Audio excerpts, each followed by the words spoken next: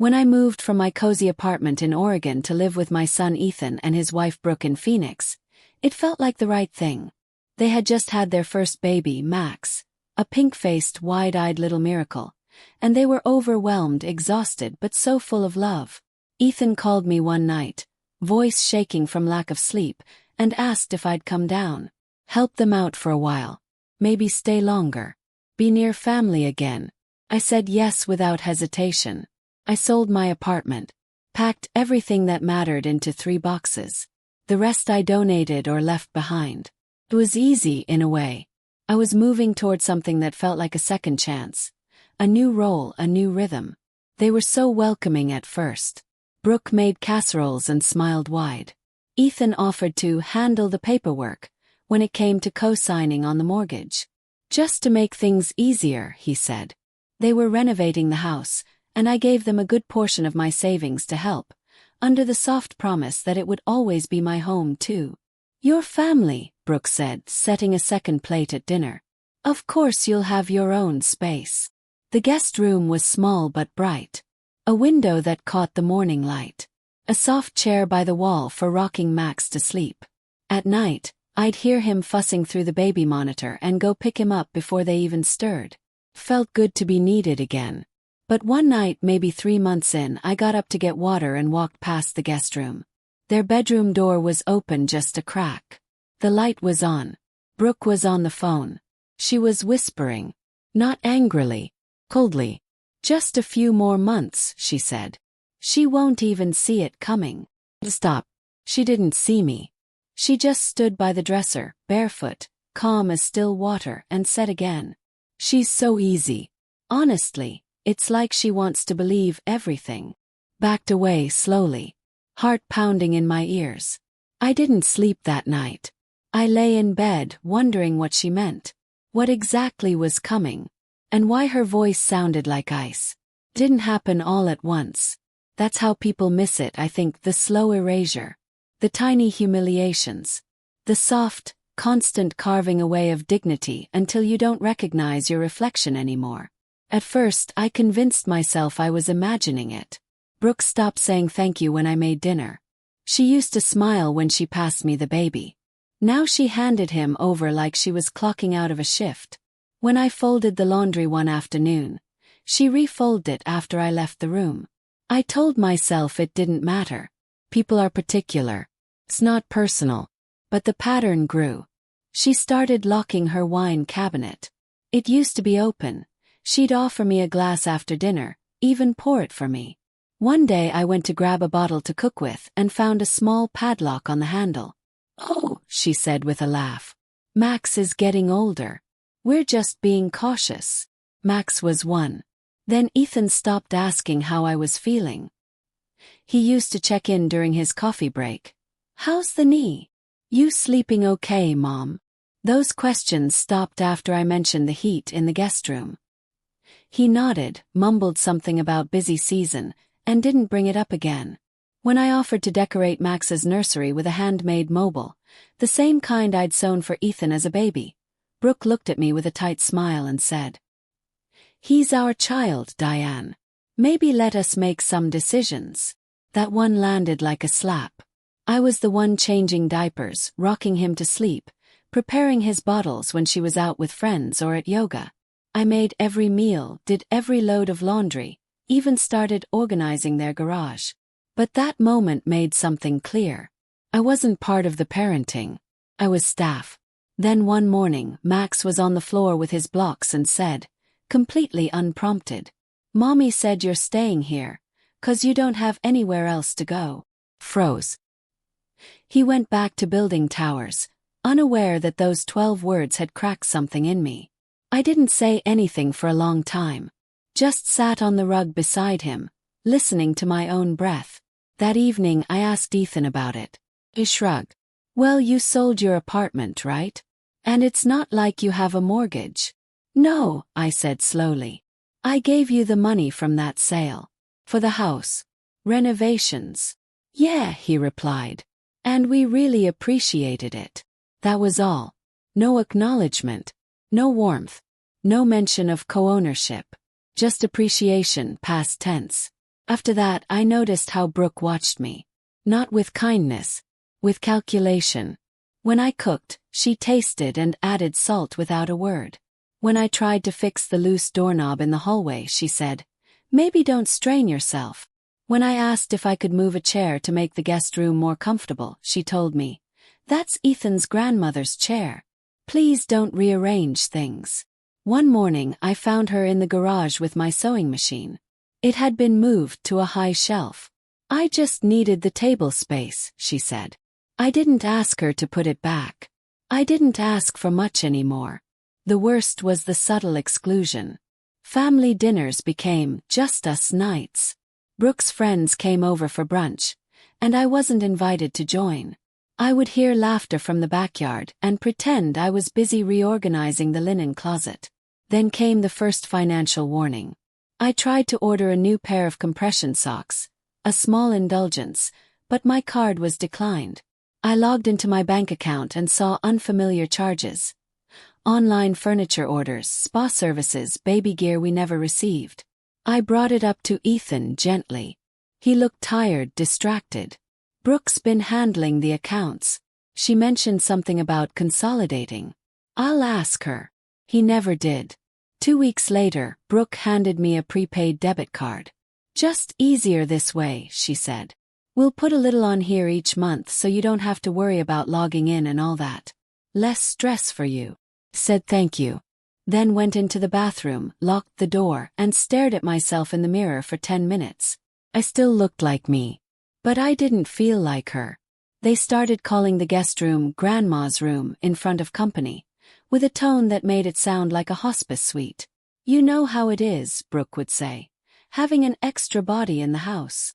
Once at dinner she joked, "We should just install a call button in there." Everyone laughed. Laughed too. I always laughed. Least I used to. Then one evening Max came into my room with a scraped knee. I sat him on the bed, cleaned it with a wipe, and asked if his mom had seen it. "No," he said. "She was on the phone. She said, 'I swear once she's out of here.' But then she saw me and stopped talking." I pressed the bandage onto his knee and kissed his forehead. My hands didn't shake. My voice didn't crack. But inside I was ice. I started keeping a journal. Every interaction. Every financial detail. Every remark. Nothing dramatic. Just the kind of record someone makes when they know they may need to prove something later. Not to the people around them, but to themselves. Because when the humiliations become small enough, frequent enough, it's easy to forget they're happening at all. You start to believe you deserve it. I had given up my home, my money, my comfort, for family. And what I had gotten in return was surveillance, condescension, and a prepaid card. But I wasn't broken. Not yet. I was just watching. And one night, when I passed their bedroom again, I heard them laughing softly behind the door. Then Brooke said, low and distinct, "She has no idea how close we are." Ethan replied, "Just wait." And I did. Monday began like any other. Max woke up early, hungry for oatmeal. I made it with honey and cinnamon, the way he liked it, and watched cartoons with him while Ethan and Brooke stayed in bed longer than usual. By 9 o'clock, the house was still quiet. I called out, "Everything okay?" No answer. I didn't think much of it. Sometimes Brooke had migraines.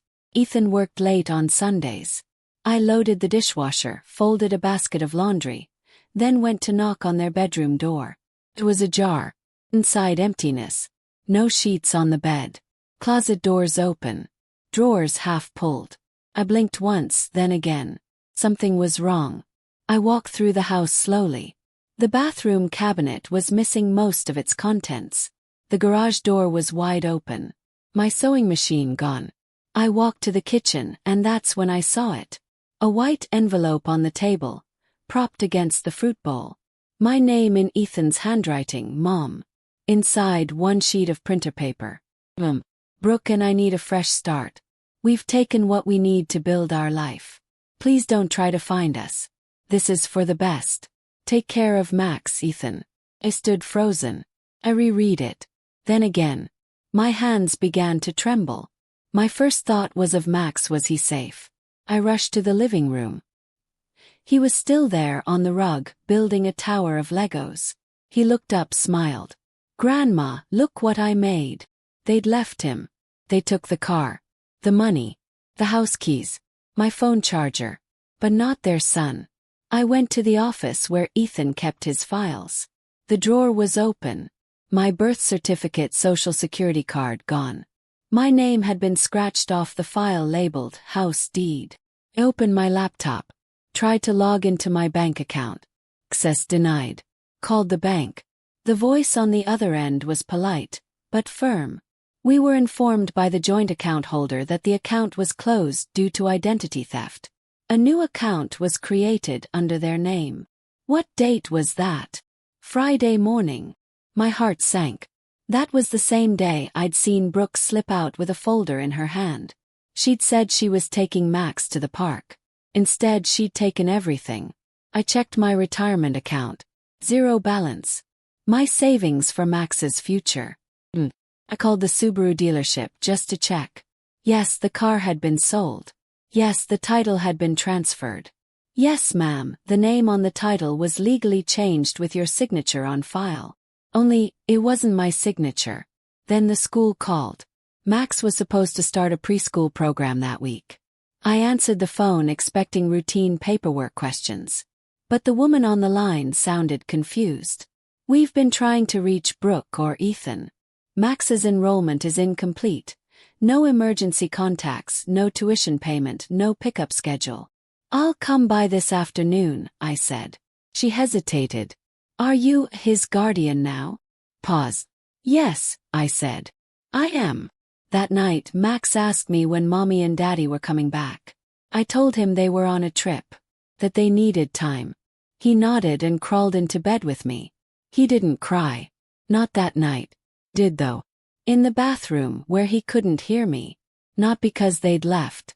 Not because they'd taken my money, my name, my plans.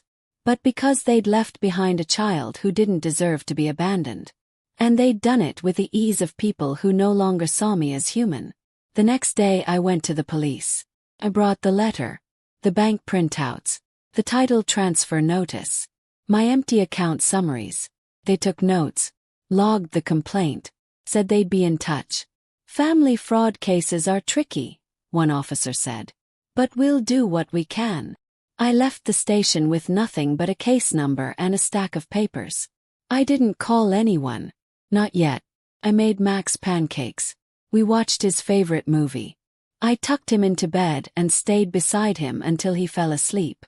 Then I went to the hallway closet, pulled down the box where I kept the documents they hadn't taken, copies I'd made months ago, just in case, and my notebook, the one I'd been keeping since the humiliations began. Page after page of notes. Comments. Transactions. I added a new one. September 12th. Left. Took car, accounts, documents. Left Max behind. Note on table. Reported to police. I stared at the page for a long time. Then I wrote one more line. They underestimated the wrong woman. 2 days after Ethan and Brooke vanished, Max came into the living room clutching his tablet. He looked serious in a way children aren't supposed to. Like he'd seen something and was trying to decide if it should live in his mind or be shared with someone bigger. "Grandma," he said, "remember that spy kit Dad gave me for Christmas?" He nodded. I remembered it was a toy, or so I thought. A plastic badge, a magnifying glass, a small flashlight, and a cheap camera disguised as a pencil sharpener. Max climbed onto the couch and opened an app on the tablet. He said not to use the cameras unless it was a secret mission, he whispered. But I put them around the house anyway. He pulled up a video. Brooke was in the kitchen, alone, pouring wine into a coffee mug. She was on the phone.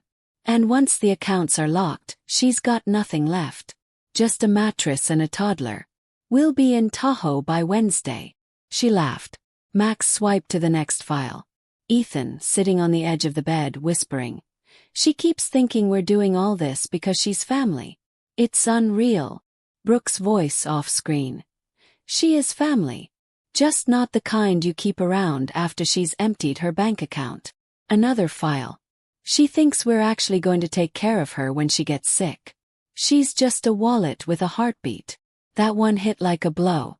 I reached for the tablet, but Max pulled it close. Wait, he said. There's more. One video showed Ethan alone, talking to himself while scrolling through emails. Mom's biggest weakness. She still loves me. That's what makes this easy. He looked up directly at the hidden lens. If you're watching this, Mom, thanks for the house. I stood slowly. My legs felt like they didn't belong to me. I took the tablet from Max's hands, gently, and hugged him. Do you know what these are? Yes. He nodded. Evidence. Like in detective shows. Smart boy. I didn't tell him how dangerous these recordings were for the people who made them. I didn't explain that Ethan and Brooke, in their arrogance, had handed me the most powerful thing I'd lacked all along. Proof. Instead, I tucked him into bed early that night and stayed at the kitchen table until midnight, watching every single file. There were 26 videos. Some were short. Others were long and rambling. One showed Brooke faking a phone call with a social worker saying, "Yes, she's declining." Confused sometimes. Passive. She signs anything you put in front of her. Another showed Ethan forging my signature on what appeared to be a power of attorney form. Paused the video. Zoomed in. Took a screenshot. I didn't cry. There was no space for that now. I began cataloging the footage, numbering it, creating a file index. I labeled each clip by location, speaker, and topic. Max's spy kit was about to become the foundation of a criminal case. The next day I called the police again. This time I asked for the fraud investigator. I brought the tablet. Explained what Max had discovered. I could see the officer's expression change with each clip I played. He took notes. Then he asked if I had anything else. I handed over my notebook, the journal of every transaction, slight, and expense I'd documented for months. He leafed through it slowly, then looked up. "We'll open a formal case. You need to contact a lawyer." Immediately. That night I did just that.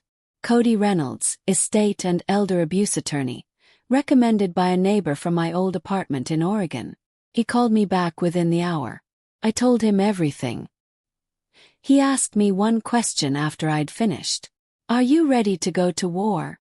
"No," I said. "I'm ready to end one." Cody began with the basics, filing emergency motions to freeze any remaining joint accounts, reviewing the house deed, tracing the digital signatures on the POA documents. The house was still in my name, he confirmed, but Brooke had filed a quitclaim deed weeks before leaving, attempting to transfer ownership. The signature was mine, supposedly. We had the video showing it wasn't. That was the beginning. Cody contacted a forensic handwriting analyst. Sent them the signature.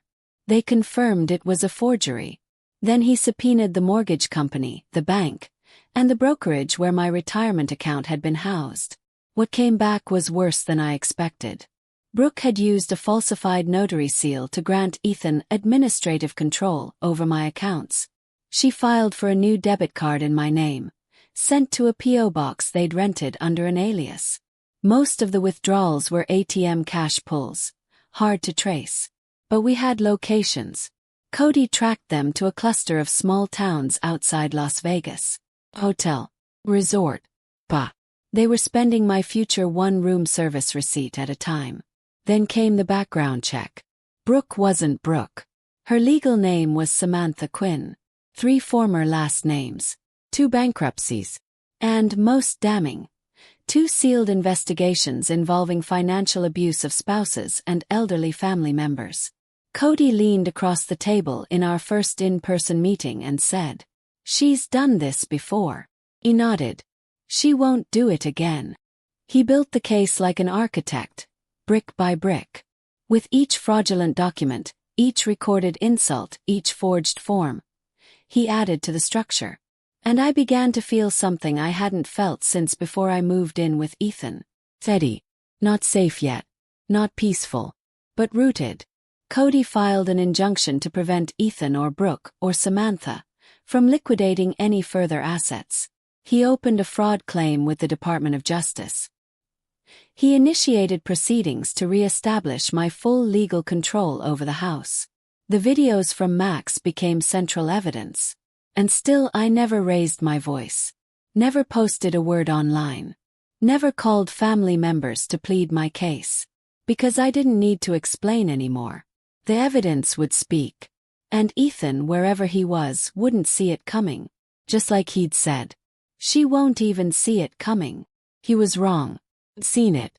Every bit of it. And now I would show the world what I saw. I didn't shout. I didn't send emails. I didn't post status updates venting my grief or outrage. Because I realized, what Brooke and Ethan had given me was evidence wrapped in arrogance. I let them keep acting like I was fading, forgetful, passive. But I had Max's recordings. I had the bank statements. I had a lawyer. I quietly hired him, Cody Reynolds, the estate and elder abuse attorney from Oregon. He came armed with a plan, maps of their recent movements, and a steady focus that made my own resolve feel light years ancient. That weekend, he flew to Phoenix. We met in the guest room across from each other, the bed between us like an honor guard to my fractured life. He didn't say, "I'm sorry." He said, "They say your signature is on the quitclaim deed. We need to prove it isn't." We assembled the videos, the forged forms.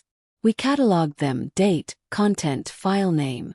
I watched him work through bruised exhaustion as if assembling a puzzle that no one in their right mind would notice, until the pieces fit. Brooke's alias, Samantha Quinn, came into play.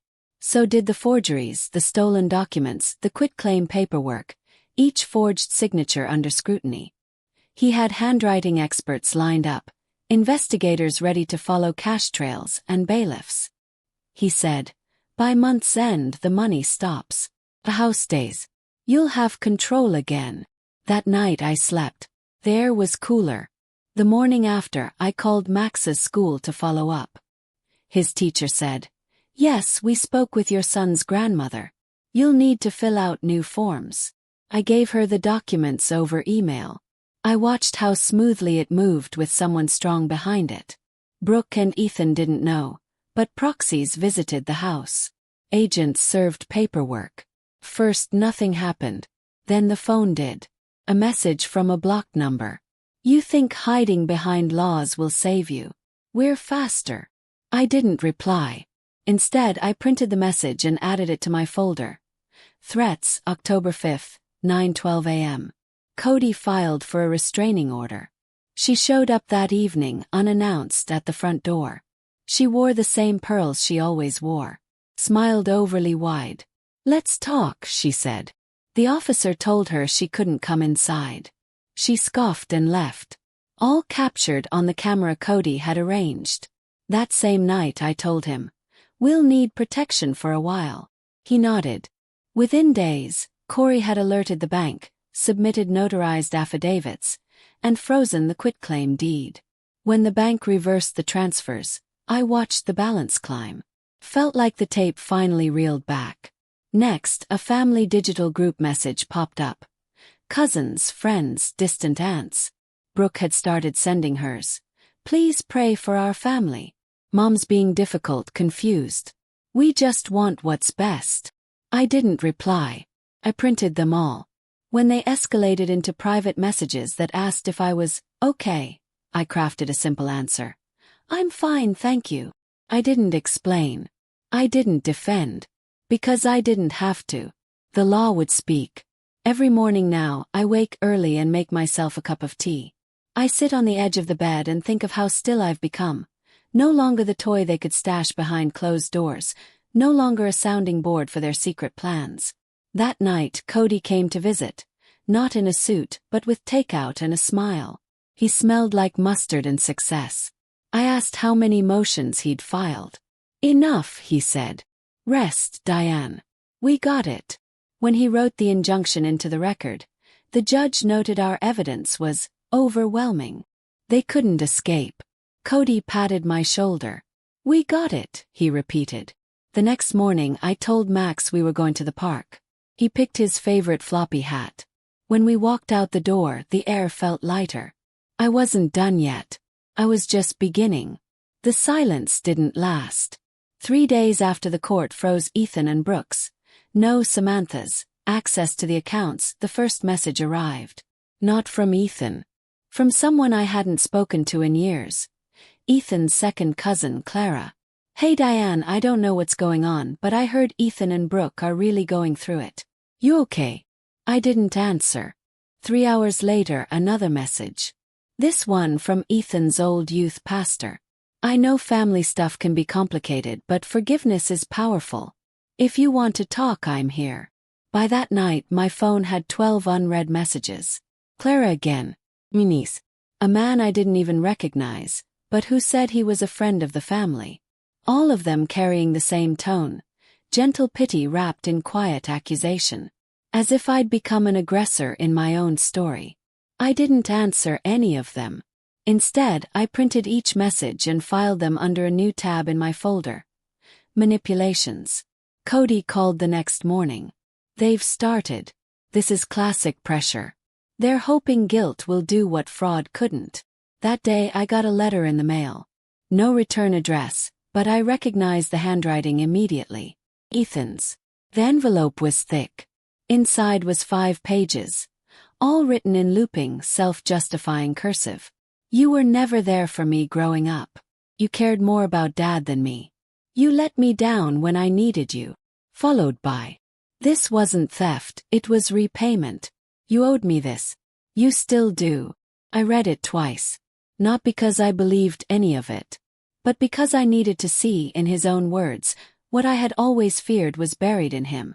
Resentment disguised as entitlement. He believed my love was a debt.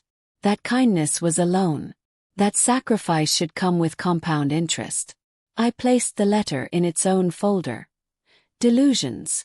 That evening I took Max to the grocery store. On the way out, a woman I didn't know stopped me. You're Diane, right? She asked, her tone brittle. I nodded slowly. She narrowed her eyes. You know, people are talking. Not everything is what it seems. I gave her a small smile. Isn't it? Then I walked away. The smear campaign escalated. Social media posts began surfacing. None of them mentioned my name directly, but the implications were clear. Some people will twist the truth for money. Imagine being betrayed by your own mother. We took her in when she had nowhere else to go. One even said, she has memory problems. Sad really. She's not who she used to be. Cody's team screenshotted everything. He was calm on the phone. Reassured. We've seen this playbook before. Let them talk. It helps us more than it hurts. He explained how character evidence worked. How, the more they tried to paint me as unstable, the more their own inconsistencies became visible. Still, it wore on me. Not the accusations themselves, but the noise. For so long I'd lived quietly, toughly, a background note in other people's stories. Now I was front and center in a play I hadn't auditioned for. Max felt it too. He asked why people were mad at Grandma. I told him the truth. Because I stopped letting them take things from me. He didn't ask more. Just hugged me tighter. The court date approached. Brooke filed a countersuit, claiming undue emotional harm, false accusations, defamation. Her new lawyer used the term elder confusion 3 times in the brief. Cody countered with video timestamps, handwriting analysis, a subpoenaed transcript of her conversation with Ethan, recorded unknowingly on Max's toy camera. When the footage played in court, even the judge shifted in his seat. Brooke's voice crystal clear. The best part. She'll probably forget this even happened. The judge paused the video. Looked over his glasses. That's enough for now. No one spoke. That night, I sat on the porch with a cup of tea and no appetite. The smearing didn't matter anymore. The public story was theirs. But the legal story was mine. And that was the one that would matter. Ethan wrote again. Another letter. Longer this time. Less rage. More pleading. I'm in therapy now. I'm working on myself. I see things clearer. Please don't testify. It'll ruin everything. The last line was underlined. I didn't answer. I just placed it in the folder marked attempts. Cody said, "They know they've lost. This is damage control." I didn't feel victorious. Felt clean. Stripped of fantasy. Untethered from the hope that love would make people behave. This was clarity. Painful but sharp. And through it all, Max kept me grounded. He built puzzles on the rug. Asked simple questions. Laughed at cartoons. He never once asked when his parents were coming back. One morning he said, "Grandma, when people lie, do they still think they're good?" I looked at him for a long time. Sometimes. But truth always shows up in the end. He nodded. Then went back to his cereal. The courtroom wasn't grand. It wasn't like in the movies. No sweeping arches or rows of curious onlookers. Just gray walls, stiff chairs, and the faint hum of an overhead vent that never quite cooled the room. But to me, it might as well have been a cathedral. Because it was here, in this plain little space on a Tuesday morning, that everything came full circle. I wore a navy dress. No makeup. A silver pin my husband had given me when Ethan was born. The judge didn't look up when I walked in. Neither did Ethan. He was seated on the left, clean-shaven, in a borrowed blazer 2 sizes too large. Brooke sat beside him, now officially listed as Samantha Quinn. She looked smaller than I remembered. Or maybe just more exposed. I didn't feel hate. I didn't feel vengeance. Felt still. The proceedings were quick. Cody had ensured everything was airtight. We had the documents, testimony, the footage from Max's toy cameras, the bank records, the forged signatures, the notary stamps filed on holidays. Impossible dates. Every brick they'd laid, every lie they'd built on top of me, had been catalogued, time-stamped, authenticated. When my name was called, I stood. The bailiff asked me to state it for the record. Diane Margaret Ellis. 68. Relation to the defendants. I looked directly at Ethan. Mother. Former caregiver. Legal co-owner of the house in question. Victim of fraud. His jaw clenched. Brooke wouldn't meet my eyes. I didn't need to read a statement. I had already said everything that mattered. In legal filings, in evidence boxes, in stillness. The judge reviewed the material for a moment longer, then gave his verdict. Restitution ordered. Control of the property restored. Samantha Quinn, sentenced to 12 years for financial exploitation of a vulnerable adult, fraud and perjury. Ethan received 3 years probation and mandatory psychological counseling, plus restitution payments from any future income. Max's custody remained with me, uncontested. They didn't fight it. When the judge dismissed the court, I stood there for a second longer than necessary. I turned to leave, and as I did, Ethan called out, "Mom!" Pause. Not from softness, but from certainty. He wanted to say something. Maybe explain. Maybe apologize. But I kept walking. Because the story wasn't his anymore. A year later, I live in Flagstaff. A small house, just 2 bedrooms. One for me, one for Max. A porch swing that creaks when it's windy. A fence that I painted myself, slowly, in early spring. Clean. Max is thriving. He's 6 now. Likes bugs.